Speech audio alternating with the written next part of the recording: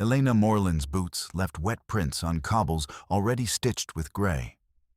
Thomas Bernal stepped from the shuttered inn, his hand raised as if to signal. But his voice died when a ribbon of fog peeled from the alley and pressed against his chest, curling the edges of his coat.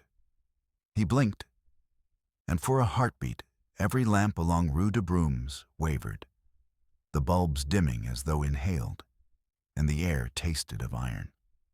The villagers kept their windows dark, eyes fixed on the pulse of mist advancing toward Elena, their silhouettes stiff with a quiet dread they refused to surrender to the chill.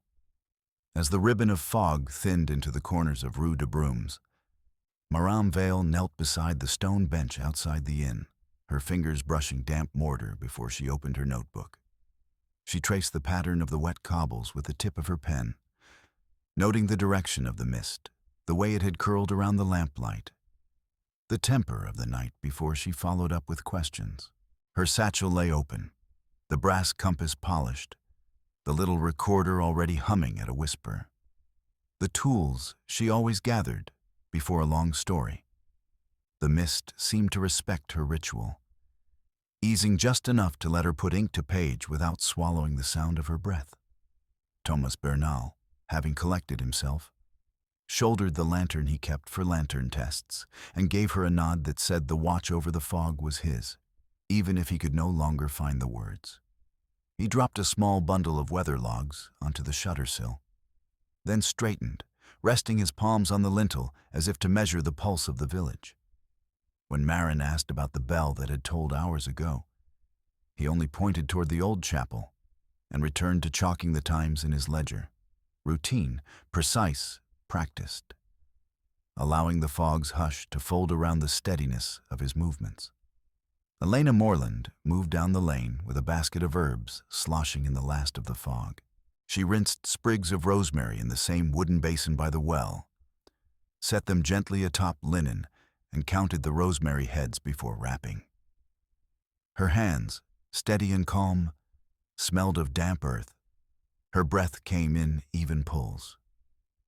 Each habit grounded the morning, proving that life, in its simple movements, had not yet been claimed by the mist, refusing to let panic lace into the day's work. Elena shouldered the damp fog and cut through the harbor square, lantern sputtering as she reached the chalk circle of shells. Her grip tightened on the handle, halting between villagers so she could see their downcast gazes. Elena's fingers tightened around the lantern, jaw hardening as the fog curled higher, her breath coming in measured pulls. Her eyes narrowed, scanning the shrouded square, the skepticism etched into her posture like a challenge to the mist. If we measure humidity and currents, we can explain this fog. There has to be a physical cause. The fog listens to silence. Our ritual along the shells contains it, and the keeper's log is full of frantic scribbles about faces that appeared the moment the mist thickened. Elena's jaw clenched, eyes narrowing as she shifted her weight slightly away from the ritual ring, shoulders tightening with every murmured mention of the mist. Elena Moreland lunged up the slick lighthouse steps, leaning into the press of mist and forcing the warped door inward. With lantern sputtering against her ribs, she snatched the keeper's logbook from the desk, thumb dragging across the jagged entries as the fog curled around her ankles. The keeper's logbook lay splayed on the wet dock. The entry: "Faces in the mist call me by name, cannot hold the light."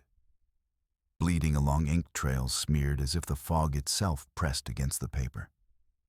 Elena Moreland's jaw clenched, her shoulders hitching as a cold shiver crawled down her spine while the logbook's words pressed against her palm. Her gaze snapped to the churning fog, pupils narrowing as she forced herself to stay upright, despite the nausea. Elena yanked the lantern close, the sputtering flame stuttering as she forced it across the slick planks, while the fog roiled up like a wall and devoured the distant bob of the harbor. Elena pressed the lantern lower, its sputtering flame shivering as she shuffled toward the fog-choked approach, footing slipping over the damp chalk circle of shells. She snatched the keeper's logbook, clutching it close while dragging herself forward, knees buckling as the mist swallowed the keeper ahead. Elena's grip tightened on the lantern, shoulders hunched as the fog devoured the rope. Her jaw clenched, breath hitching. Elena shoved the hall door open, fog licking at her coat as she stepped into the twilight-lit hall.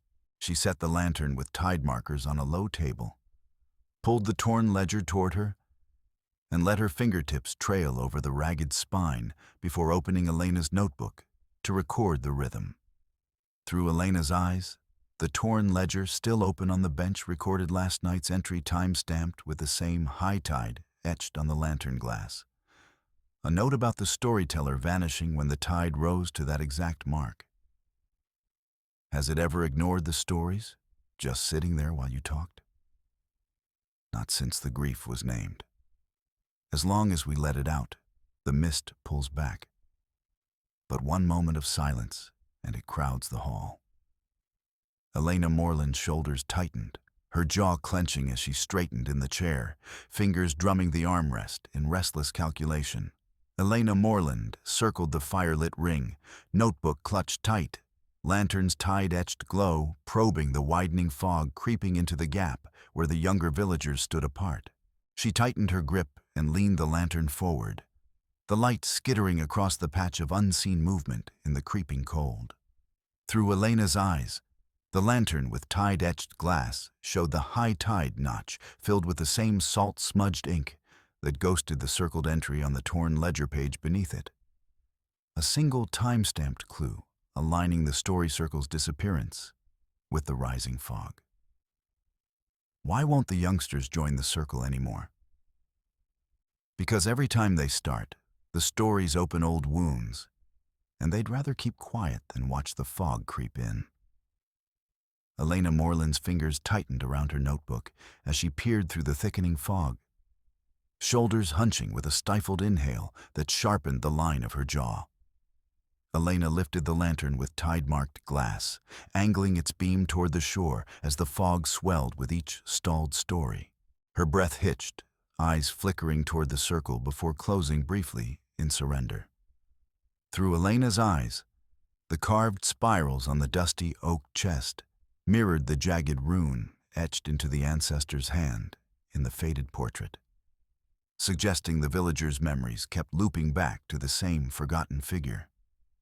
Elena dragged the lid of the dusty oak chest open, the hinges moaning, then swept aside brittle maps with a deliberate hand to expose the leather-bound diary beneath. Her fingers curled around the diary's spine, lifting it free with a careful, drawn-in breath of air. Is this the same log you said was nothing but weather lore?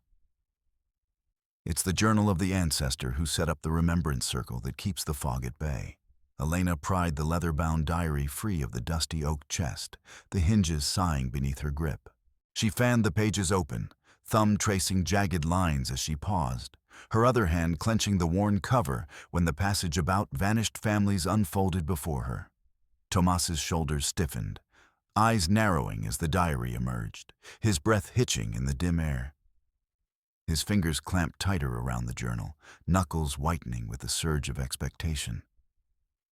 Maybe the fog isn't waiting for us to forget, Thomas. Maybe it's just waiting for us to stop talking about what happened. Every wave I've seen rose the moment the circle thinned, Elena.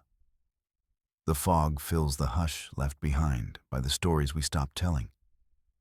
Through Elena's eyes, the candlelight on the faded portrait revealed a faint inscription matching the carved sigil on the dusty oak chest, tying her father to the ancestor and the villagers' buried memories.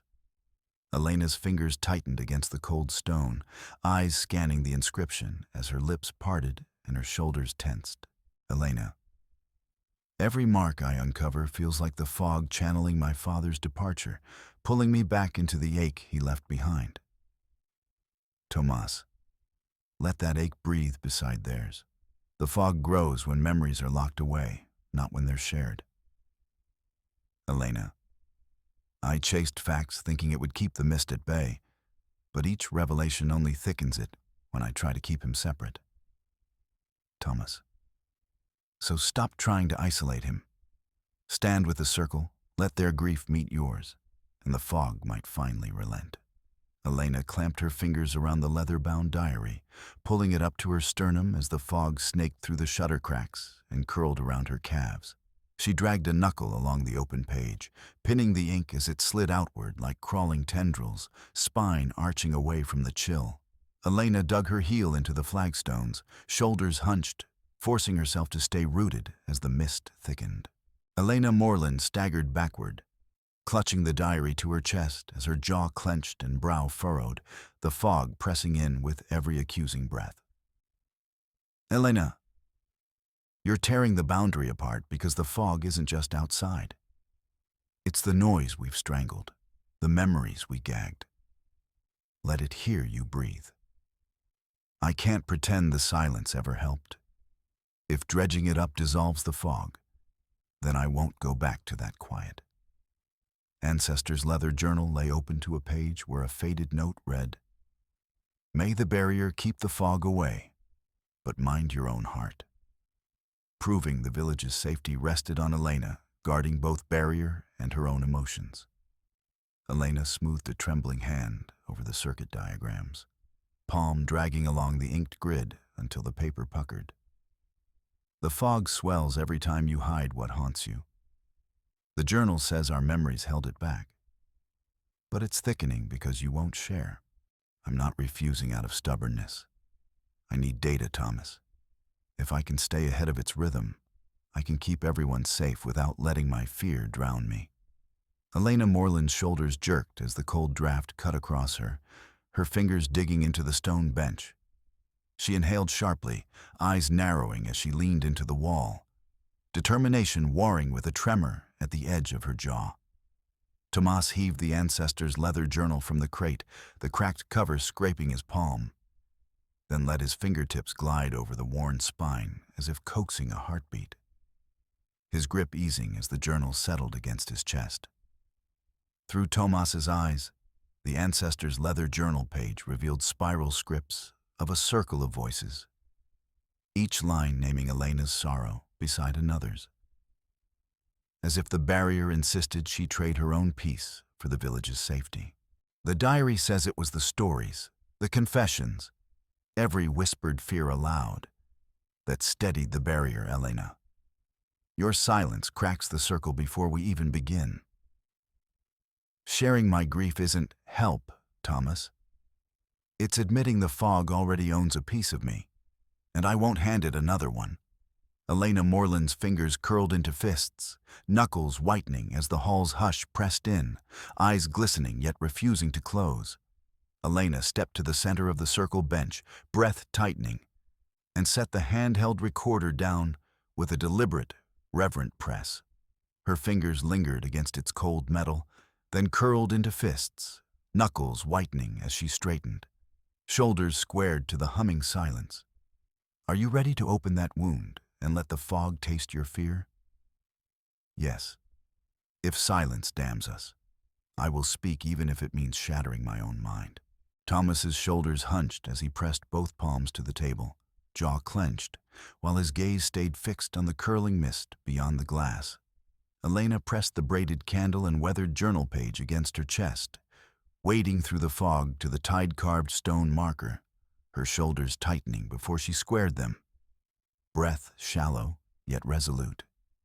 The braided candle's flicker threw light into the tide-carved stone marker's concentric grooves, now filled with pooled wax braided with the villager's own strips. Proof that embracing shared fear had braided their marks into one luminous circle. Will my confession be enough to hold the barrier steady? It begins the memory, but each silence in the circle must answer if it hopes to keep this mist from swallowing us.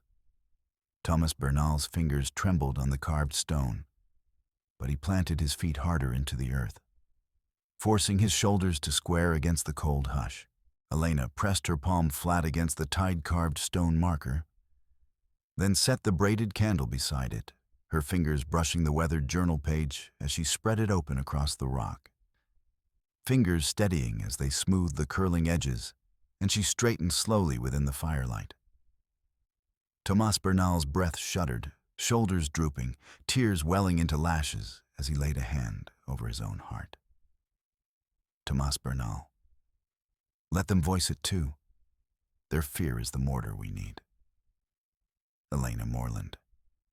Then I'll keep sharing until every trembling breath has a name. Elena Moreland's jaw loosened, and she leaned forward slightly, letting trembling hands unfurl as the fog pulled back at the circle's edge. Through Elena's eyes, braided candlelight flickered along the tide-carved stone marker, the pale line now glowing as the shared memory it held. Tomas, can we keep the circle alive? Let the stories keep breathing so the fog has nowhere to settle. We vow to keep the stories moving through every generation, to keep the fog confined to where fear stays unspoken. Thomas lifted his hand, braided candlelight skimming the tide-carved stone marker, before he pressed both palms to the chilled surface. Then he clasped the wrist of the next villager with a slow, steady grip.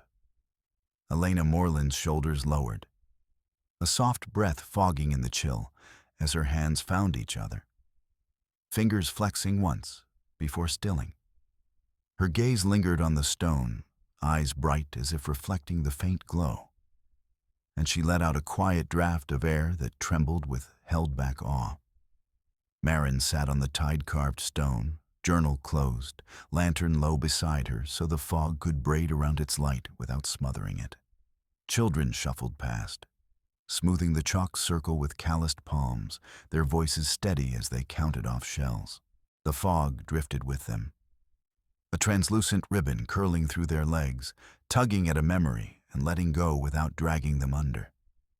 She lifted the braided candle, set it in the hollow rim of a shell, and the glow pulled the mist aside like a curtain breathing. The ledger lay quiet, its pages heavy with ink, and now with a calm she could feel in the hush that followed each breath. Marin rose, cape damp but not clinging, and walked toward the broken harbor wall, the fog brushing her shoulders in slow, respectful strokes. The tide slapped against stone with a steady rhythm, and the village, brightened, wary, moving forward, stayed in step behind her.